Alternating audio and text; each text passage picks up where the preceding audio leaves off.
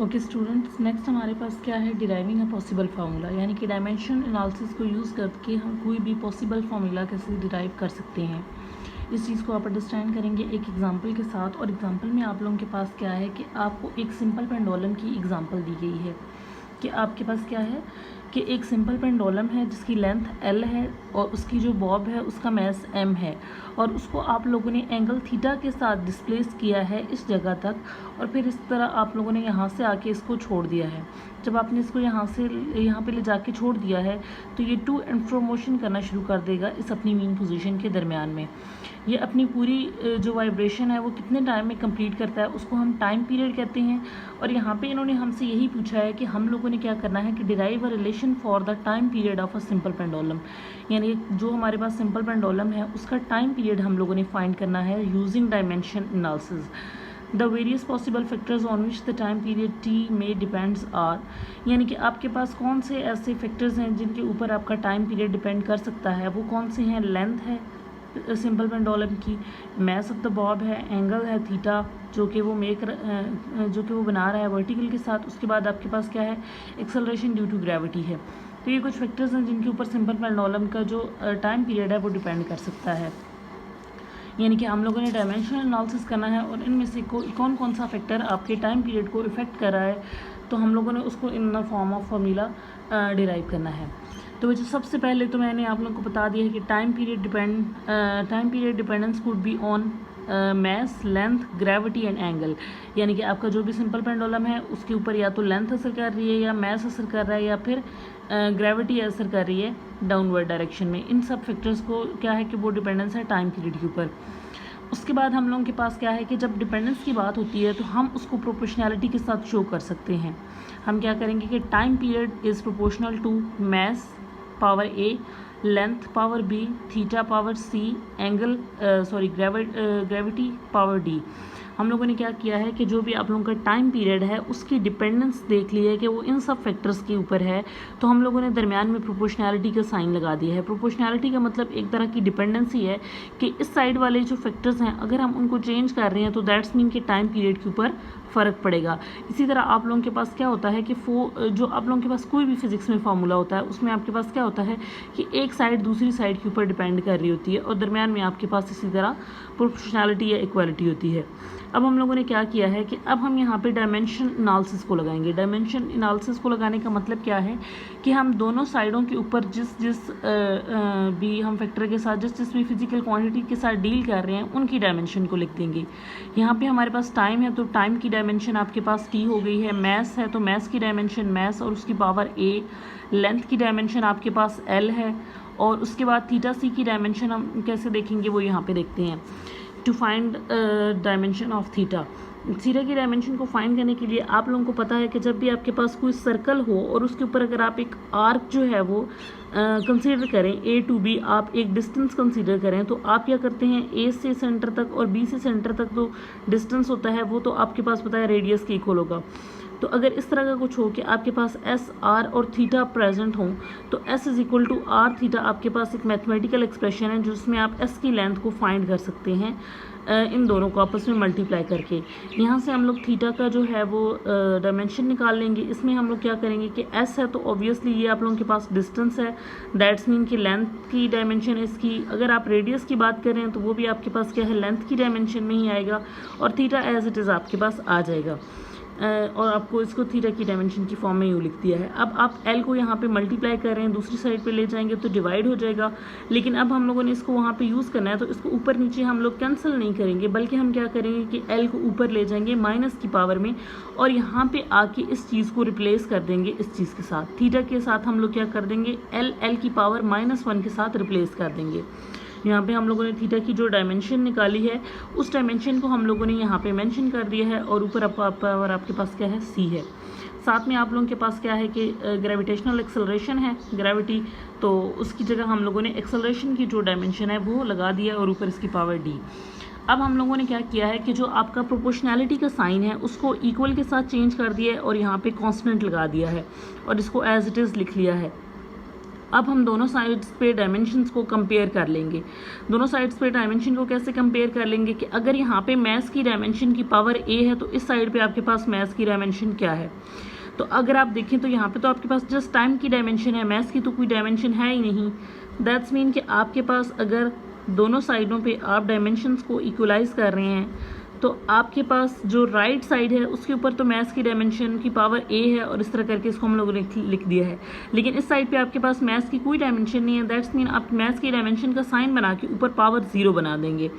एक चीज़ का आपको पता होना चाहिए कि जब भी आपके पास कोई भी चीज़ हो उसकी पावर 0 हो तो वो आपके पास 1 के इक्वल होता है।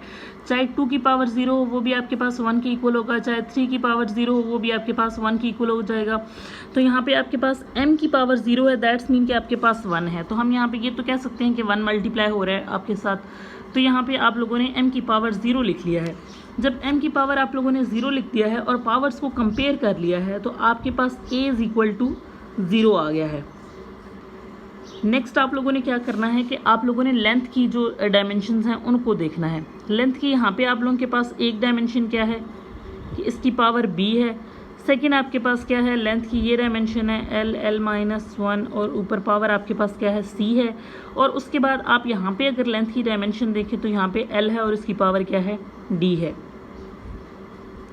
ये हम लोगों ने इस साइड से जितनी भी अपनी लेंथ्स की डायमेंशंस थी उनको हम लोगों ने लिख लिया है। और इस साइड पे अगेन आपके पास लेंथ की कोई डायमेंशन नहीं है तो यहाँ पे हम यही काम करेंगे जो हम लोगों ने मैथ्स के सिलसिले में किया था कि यानी कि लेंथ की डायमेंशन क्या हो गई है 0।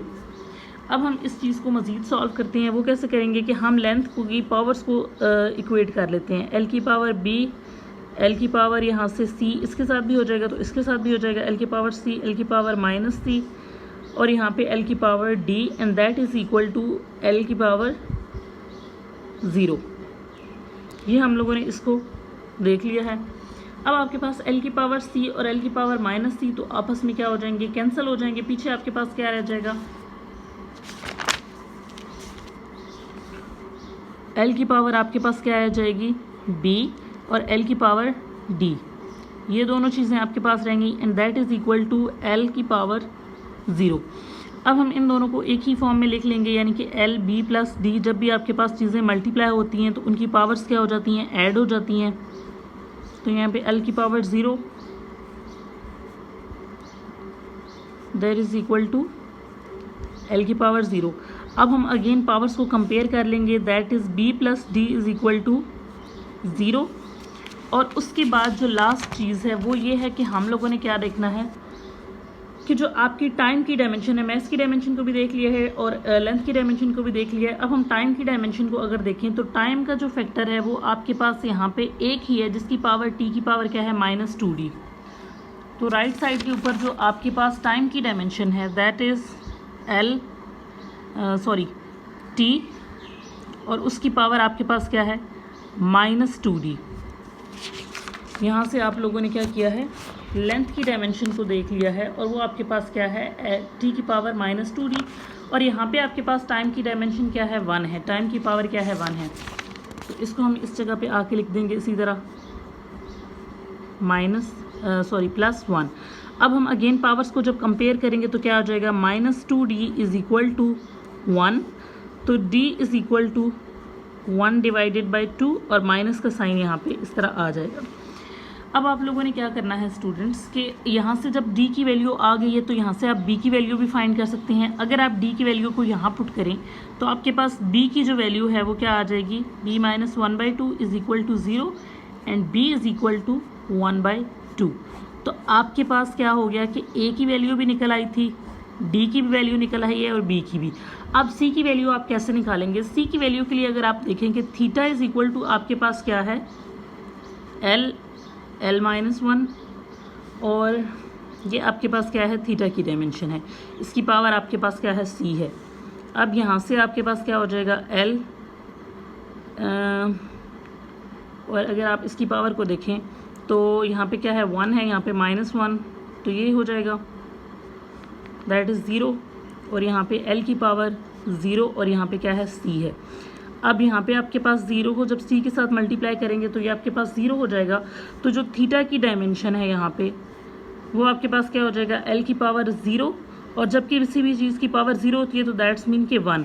तो थीटा की जो वैल्यू आ गई है वो आपके पास क्या आ गई है, यहाँ पे 1 आ गई है। थीटा सी की वैल्यू आपके पास क्या आ गई है, यहाँ पे सॉरी, थीटा सी की वैल्यू आपके पास क्या आ गई है, 1 आ गई है।